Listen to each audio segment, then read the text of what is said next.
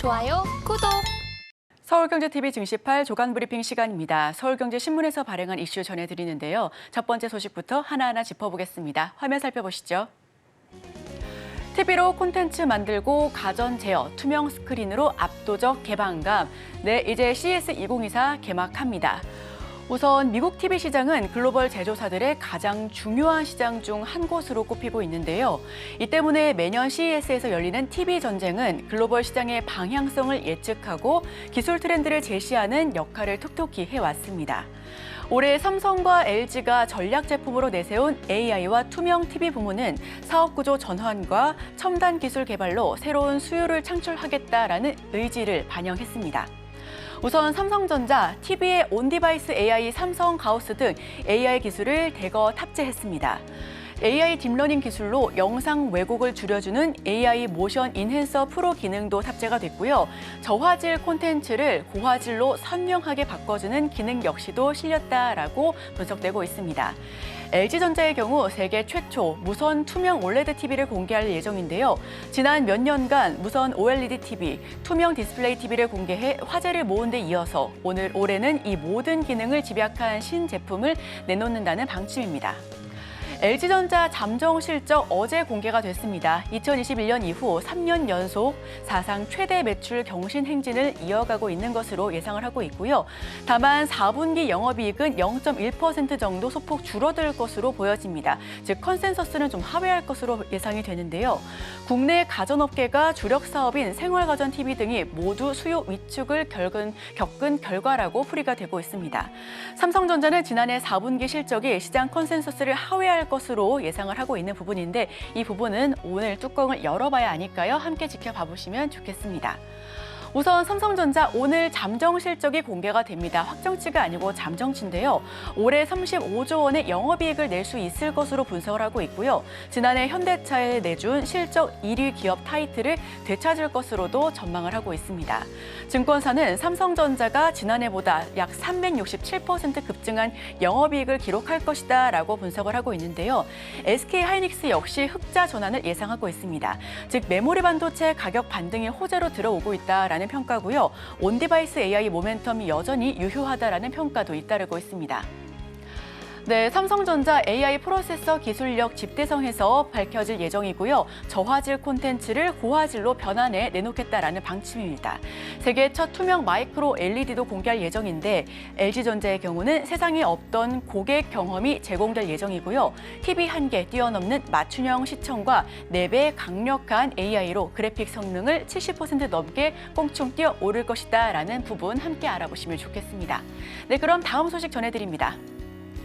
뉴스페이스 기반 마련, 달 탐사 속도 낸다. 네, 이번에는 위성 소식 함께 전해드립니다. 어제 관련주가 일제히 상승분을 보여주기도 했는데요. 한국판 나사, 국가우주정책과 R&D를 총괄할 한국판 나사 우주항공청을 설립할 예정입니다. 우주 강국으로 도약하기 위한 디딤돌이 높아졌다라는 평가가 잇따르고 있고요. 우주항공청이 이르면 5월 출범될 예정인데 우주 개발을 위한 컨트롤 타워 역할을 하게 될 것이다라는 전망도 나오고 있습니다. 관건은 예산 확보인데요. 미국처럼 우주 거버넌스를 갖춘 선도국들과 제대로 경쟁해볼 발판이 마련됐다라는 부분은 분명히 긍정적인 부분이고요. 국가 우주 개발 사업을 속도감 있게 추진할 수 있을 것으로도 기대감이 높은 부분입니다. 정부는 2032년까지 달 착륙을 목표로 올해 차세대 발사체와 착륙선 개발에 착수하겠다라고 밝혔고요. 본격적인 기관 운영 비용은 올해 예비비 편성을 통해서 추가적으로 확보해야 하는 부분이 아직 남아있는 과제다. 라는 부분 역시도 함께 짚어봅니다. 국가우주정책과 R&D 총괄을 맡았는데 정원은 20% 보상 그리고 국적 제한은 없앴고요. 글로벌 우주 패권 경쟁 발판이 마련됐다라는 평가입니다. 추가 예산 그리고 인재 확보는 아직까지는 과제로 남아있는 부분 함께 살펴보겠습니다. 네, 다음 소식입니다. 마케팅 중간 유통 없애, 가공식품 6% 오를 때 쿠팡 PB 1% 내렸다. 이번에는 유통주 소식 전달드립니다. 자체 브랜드를 PB라고 부르는데요. 지난해 생활 물가가 전방위에서 고공행진을 하는 동안 쿠팡의 PB 가공식품 가격은 오히려 하락세를 보였습니다.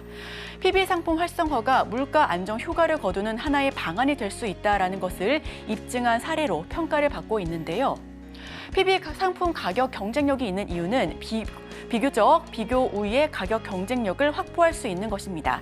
제조사와 유통업체가 중간 유통과 마케팅 비용 등을 줄일 수 있기 때문으로 풀이가 되고 있고요.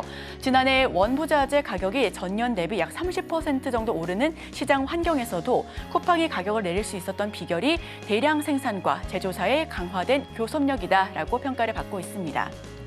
물가 안정을 위한 하나의 방법이 될 수도 있다라는 분석이 나오고 있는데요. PB 제품 활성화 등 유통사와 제조사의 직거래를 통해 가격을 내릴 수 있도록 시장 환경을 조성해 나가는 것이 더욱더 유효하다라는 판단도 잇따르고 있습니다. 전문가들은 PB 제품 활성화가 물가 안정에도 일정 부분 기여할 수 있다라고 분석을 하고 있고요. PB 상품이 고물가 시대에 솔루션을 제공할 수 있을지 역시도 기대감이 높은 부분입니다. 네, 소비자 물가 치솟았던 작년 3분기 유가공 부문 13% 넘게 뛰어 올랐는데 오히려 쿠팡의 유포는 24% 넘게 하락했습니다. 유통, 제조사 대량 직거래하는 구조로 브랜드 제품보다 가격 경쟁력을 갖췄다라는 평가고요. 기업들만 압박해서는 물가를 잡지 못합니다. 때문에 PB 활성화를 통해 안정을 유도해야 한다라는 평가가 잇따르고 있습니다. 네, 다음 소식 전해드립니다. 얼어붙은 내수의 유통주, 새해에도 끝물을 추락. 신저가로 추락한 유통주, 지난해 잇따라 신저가로 좀 내리막길을 겪었는데요. 올해도 소비 부진의 하락세를 면치 못하고 있습니다. 내수 경기가 본격적으로 회복하기 전까지는 유통업계의 실적과 주가가 반등하기 쉽지 않을 것으로 진단을 하고 있고요. 이마트는 어제 지난해 마지막 거래일보다 약 8% 하락한 74,400원에 거래를 마쳤습니다.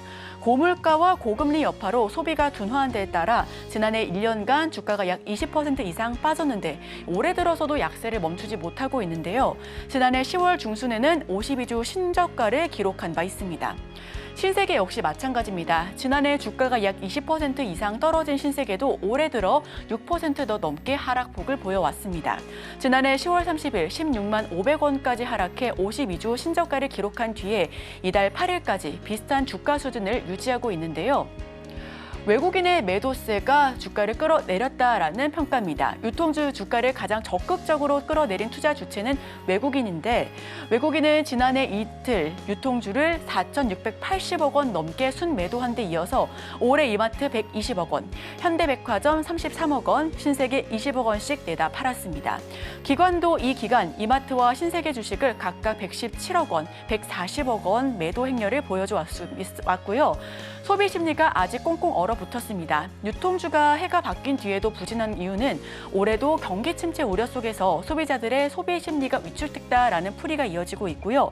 설비 투자와 함께 고용 등의 지표들은 여전히 경기 둔화를 가리키고 있기도 합니다. 국내로 유입되는 여행객 수가 늘지 않는 상황 역시도 유통주에는 다소 불리한 여건이 마련됐다라는 평가고요. 태영건설 프로젝트 파이낸싱 역시도 좀 악재입니다. 여기에 최근 태영건설 부동산 프로젝트 파이낸싱 부실 사태, 주택거래 감소 등 건설 시장까지 좀 침체에 빠진 점도 자산 가치 하락과 소비 심리 냉각에 영향을 준 것으로 분석이 되고 있고요. 주요 유통기업들의 역성장 역시 살펴보실 필요가 있습니다. 주요 유통업체들 역성장으로 주가를 끌어올리지 못한 것으로 관측을 하고 있고요. 내수 소비 경기 회복 지연으로 인해 이달 이후에도 당분간 백화점과 면세점의 주가가 반등하기 어렵다라는 판단이 있습니다. 특히 이마트는 이커머스 업계와의 경쟁에서 밀린 탓에 매출 회복이 다소 어렵다라는 평가도 잇따르고 있는데요. 편의점이 그나마 낫다라는 판단입니다. 그나마 즉석식품 수요 호조로 실적이 개선세로 돌아선 편의점을 중심으로 방어적인 투자 전략을 세우는 게 유효하다라는 분석이 나오고 있습니다. 자, 마지막 기사 정리합니다. 얼어붙은 소비에 실적 부진이 지속되고 있고요. 외인과 기관, 팔자로 하락세가 이어지고 있습니다. 올해 들어서 이마트는 8%, 롯데쇼핑은 6% 넘게 하락세를 보였고요. 증권가는 당분간 주가 반등이 좀 어려울 것이다라는 평가와 함께 편의점 위주로 방어적인 투자 전략이 유효하다라는 부분 함께 짚어드립니다. 자, 그럼 저희가 계속해서 어떤 종목을 조금 더 수혜를 받을 수 있을지, 어떤 부분 조금 더 눈여겨봐야 될지 오늘의 일면을 통해서 조금 더 짚어보도록 하겠습니다. 끝까지 함께 하시죠. 좋아요, 구독!